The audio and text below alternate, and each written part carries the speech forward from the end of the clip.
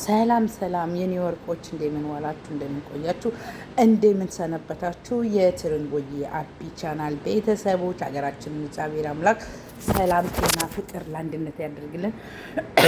ሀገራችንን እግዚአብሔር አምላክ ሰላም ያደርግልን። አንዳንድ ሶሻል ሚዲያ ላይ ያሉትን እንግዲህ በቶፊቅና በዝማን ነው ፉፉ በሚባለው ልጅ ልምጣ ብዬ ነው ዛሬ። ቶፊቅ ሼር ያደርግላቸዋል። እንዲሁም የልጅ አባት ልክ ሆነ ሲሉት እናንተ መውለድ ነው ብሎ ሲል ነበርና አድናቆትን እንዳውም ማን ነው ቶፊቅ የለበሰውን ቶፊቅ ጋር ስትገናኝ የለበሰቻትን ልብስ አርጋ ነው ሶፊያ ሄደችው። ያ ማለት እንግዲህ ለቶፊቅ ትልቅ ስሜት አላት። ሰራሃ ማለት ነው።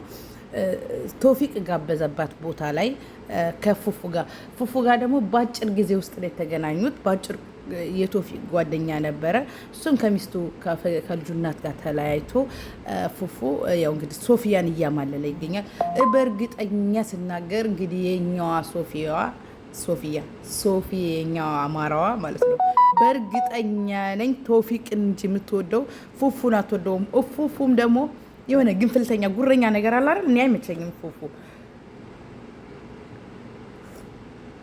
ሶፊያ ደግሞ እንግዲህ በቶፊቅ ማንም ሲመጣበት አትወድም። ታው ተረጋጋ። እኔ ለማስደሰት ከሆነ ብዙ ጥሩ ላይፍ ልናሳልፍ ስለሆነ የመጣ ነው። ተረጋጋ ውዴ፣ ተረጋጋ። አሸት ያረጋታል። በዚያው ቶፊቅን መሆን አይችልም። ለሶፊያ እየበለሽ ፍቅር አሰጣት ይችላል ቶፊቅ፣ ማንኛውም ሴት የምትመኘው ወንድ። ይሄ ደግሞ ነጠላ ነገር ነው።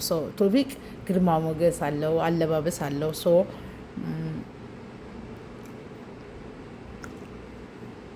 እያደነቁት ግን ቶፊቅ በጣም ቆንጆ ነው። በቃ አለቀ። ትዕግስተኛም ነው። ማድረግ የሚፈልገውን ነገሮች ይሄ የተረገዘው ልጅ በእርግጠኛ ነኝ የእሱ ልጅ አይመስለኝም።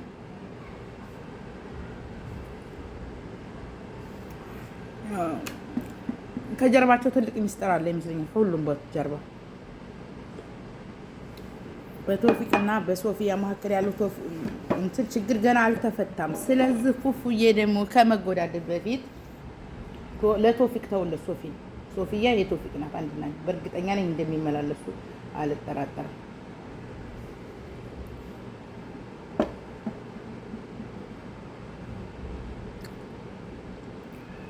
አንተም ወደ ጓደኛ ተመለስ ነው የምለው። ኦኬ። እና